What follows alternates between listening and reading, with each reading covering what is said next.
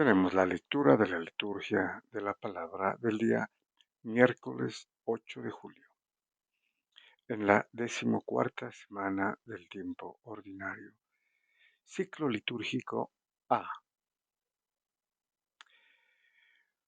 Muy bien, damos los créditos correspondientes. Estamos leyendo del Misal Popular, que edita Ediciones Paulinas con base en la Conferencia Episcopal de Colombia. Muy bien, vamos a la primera lectura y continuamos con la lectura de la profecía de Oseas, capítulo 10, versículos del 1 al 3, del 7 al 8 y el 12. Muy bien. Nos dice entonces el profeta Oseas: una viña arrasada es Israel, el fruto es como ella. Por la abundancia de sus frutos multiplicó sus altares. Cuanto más rica era su tierra, más adornaban sus estelas. Bueno, como habíamos dicho en las sesiones anteriores, Israel, el reino del norte, va a ser atacado, va a ser conquistado y va a ser deportado o exiliado por Asiria y su rey. Y por eso aquí el profeta utiliza la figura de la viña, ¿no? O sea, la planta de la uva o la vid. Arrasada, dice, ¿no? Es Israel. Y le está vaticinando o profetizando su ruina, ¿no? Y interesantemente dice que la abundancia que tenía Israel, ¿no? Por eh, la gracia que había dado Dios a su tierra. Esa abundancia hizo que ya Israel multiplicara sus altares a los dioses falsos, a los ídolos, ¿no? Y cometiera idolatría. Y cuando más eh, rica, ¿no? Cuanto más bonanza había en el reino de Israel, dice, más adornaban sus estatuas, sus imágenes, ¿no? Aquí utiliza el término sus estelas, que levantaban para adorarlas y ofrecerles sacrificios, incluso sacrificios humanos, ¿no? Llegó hasta eso, la degradación de, de Israel, ¿no? Del reino del norte. Y continúa: su corazón es inconstante, así pues pagarán. Él mismo hará pedazos sus altares, demolerá sus estelas. Entonces dirán: no tenemos rey, porque no tuvimos temor del Señor. ¿Y el rey qué haría por nosotros? Bueno, se preguntan cuando esté eh, destruido todo, ¿no? Posiblemente ellos se preguntan: no tenemos rey, al estar fuera de su tierra, ¿no? Cautivos, exiliados, deportados. Entonces se preguntarán esto, lo que han hecho, y dirán: ¿qué haría por nosotros el rey, ¿no? O sea, Dios? Y continúa: ha desaparecido el rey de Samaria como una rama de la superficie del agua. Serán destruidos los altosanos de la iniquidad, pecado de Israel. Espino y maleza crecerán sobre sus altares. Bueno, esto es lo que va a ocurrir entonces después, ¿no? Eh, Van a ser destruidos todo lo que tenían ellos como ídolos, altares, estelas o imágenes, estatuas, ¿no? Eh, a los que ellos rendían culto, porque se viene el rey de Asiria, ¿no? Que los va a deportar. Dirán a las montañas, cúbrannos, y a las colinas, caigan sobre nosotros. O sea, esto será cuando venga entonces la destrucción, ¿no? Ellos gritarán esto debido a lo implacable, ¿no? Que el rey de Asiria viene a destruir la ciudad, ¿no? El reino y a sus habitantes. Solamente se llevará a algunos de la nobleza y a otros dejará para que cultiven la tierra. Y continúa el profeta Oseas. Siembren con justicia, recojan con amor, pongan al trabajo por terreno virgen.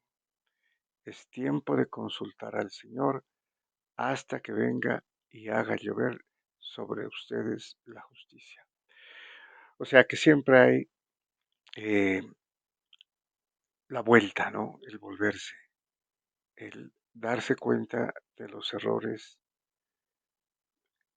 de lo que se ha cometido y volver y pedir perdón, obviamente, ¿no? Aquí la penitencia, el dolor de haber perdido lo que tenía. Y entonces dice, es hora de consultar al Señor hasta que venga y haga llover sobre ustedes la justicia. No va a suceder como pensaba, ¿no? El reino de Israel prácticamente desaparecería. Y algo similar le ocurrirá al reino de Judá, ¿no? Unos escasos 200 años después, a manos de los babilonios, ¿no?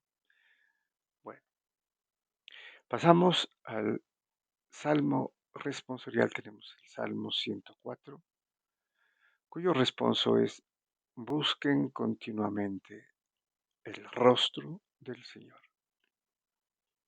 Bueno, entonces este salmo viene también a propósito de todo este castigo, la destrucción del reino del norte, ¿no? De Israel, y el recurso que se tiene, ¿no? Es un salmo de acción de gracias, de alabanza, ¿no? A Dios que es misericordioso. Nos dice el salmista: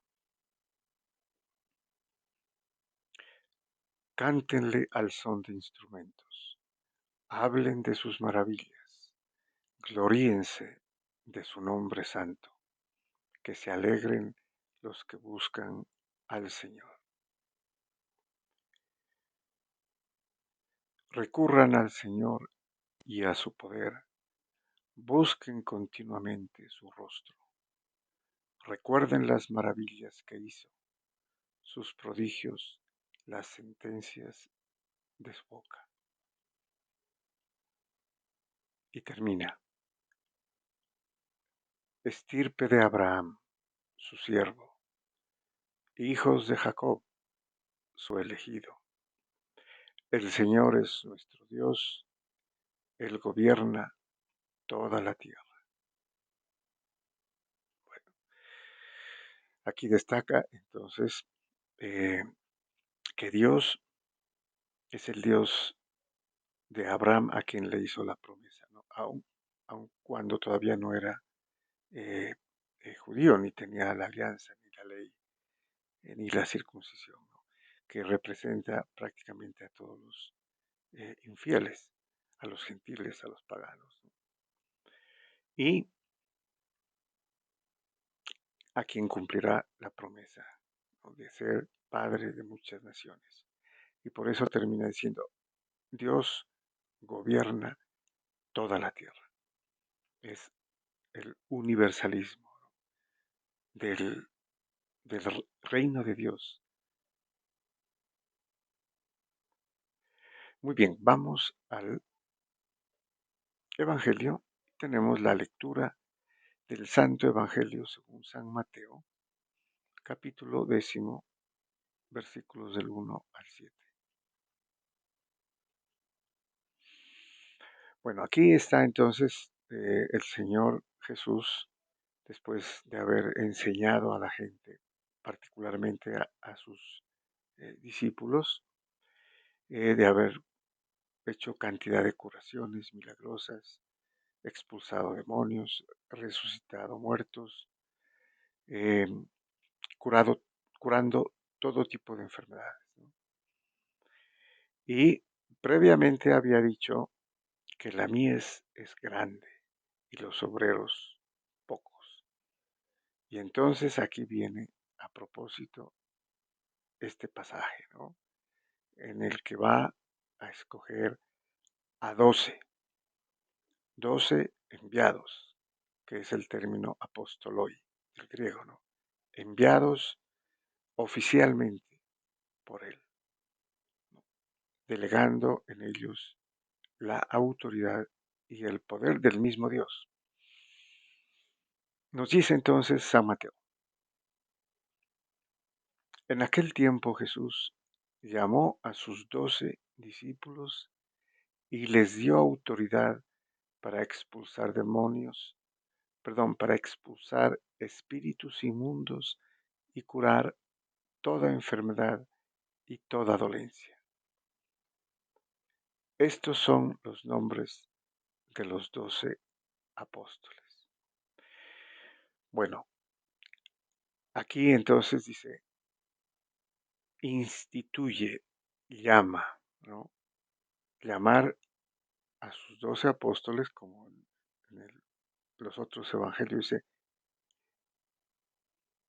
instituye 12, ¿no? Y el número 12 es importante, es el número eh, de la perfección. Bueno, está lleno el Antiguo Testamento y el Nuevo Testamento también del número 12 como símbolo, ¿no?, de la eh, completitud, de la plenitud. Muy bien. Y dice, estos son los nombres de los 12 apóstoles. El primero, Simón, llamado Pedro. Bueno, aquí hay un término interesante, ¿no? Dice, el primero, Simón, llamado Pedro. ¿Por qué dice el primero? ¿No? Protos, el primero. Si no va a decir el segundo ni el tercero, ¿no?, pero lo llama el primero. Bueno, la exégesis de este término es que diría más bien el más importante, el primero de todos, no solamente en el orden, ¿no?, sino en cuanto a autoridad, que luego en el capítulo 16 le entregará las llaves del reino, ¿no?, las llaves del reino, nada más ni nada menos. Pero es interesante, ¿no?, que lo llame el primero. Muy bien, y continúa. Y Andrés, su hermano, Santiago, el de Zebedeo, y Juan, su hermano, Felipe y Bartolomé, Tomás y Mateo el publicano, Santiago el de Alfeo y Tadeo, Simón el de Caná y Judas Iscariote, el que lo entregó. Bueno, los nombra en pares, ¿no? O sea, 6 pares. Entonces, Simón, llamado Pedro, y Andrés, su hermano, ¿no? Santiago y Juan, los hijos del Zebedeo, Felipe y Bartolomé, Tomás y Mateo, Santiago, el de Alfeo y Tadeo, y Simón, el de Caná, y Judas Iscariote, el que lo entregó. Porque también los enviará de dos en dos, ¿no? Como a los 72 luego para eh, ayudarles, ¿no? Entonces, eh, aquí el Señor Jesús instituye a los 12 primeros obispos, pastores, ¿no? Y luego vendrán los demás por sucesión.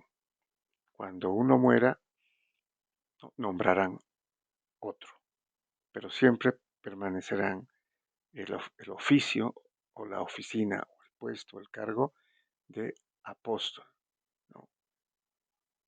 Originándose de los 12 apóstoles. Muy bien, y continúa. A estos 12 los envió Jesús con estas instrucciones. No vayan a tierra de paganos, ni entren en las ciudades de Samaria, sino vayan a las ovejas descarriadas de Israel. Bueno, es interesante que el Señor haya enviado entonces a los 12 apóstoles a los judíos, ¿no? No a los gentiles. Bueno, y una razón importante es porque es el primer pueblo que, a pesar de haberlo negado a su propio Mesías, que ya había venido, ¿no? De todas maneras eh, le dio prioridad, ¿no? Para que vayan primero a los judíos. Dice, no a tierra de paganos, ni entren en las ciudades, ¿no?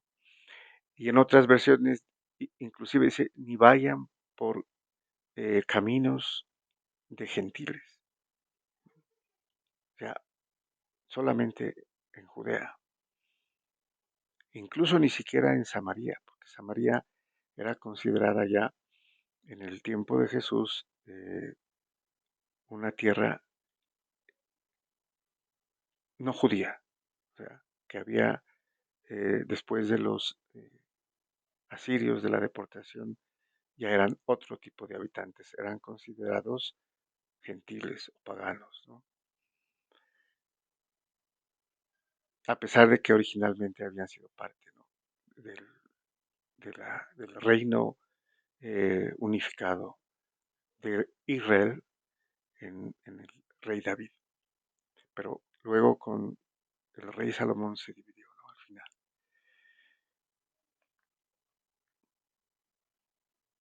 Y termina diciendo, vayan y proclamen que ha llegado el reino de los cielos. Bueno, esta oración es importantísima, ¿no? Porque siempre eh, hemos aprendido de la importancia del Evangelio, que el Señor envió a sus apóstoles a predicar el Evangelio, a propagar, ¿no? El Evangelio. ¿Y qué es el Evangelio? Como el término lo dice, en griego es Evangelion, o Gelion, ¿no? Evangelion, que es la buena noticia, la buena nueva. Pero aquí tenemos específicamente cuál era esa buena nueva. Era el reino de los cielos. Entonces, proclamar el Evangelio, anunciar el Evangelio, enseñar, es enseñar el reino de los cielos, que ha llegado, porque ya está el rey de reyes, ¿no? Que manifestaban los salmos. Ya está el rey aquí. Y con el rey ya empieza el reino de los cielos, el reino de Cristo, el reino de Dios. Ya está en la tierra, ¿no? Incipientemente. que es la iglesia formalmente en Pentecostés, para ser plena en el cielo. Muy bien, muchas gracias y bendiciones.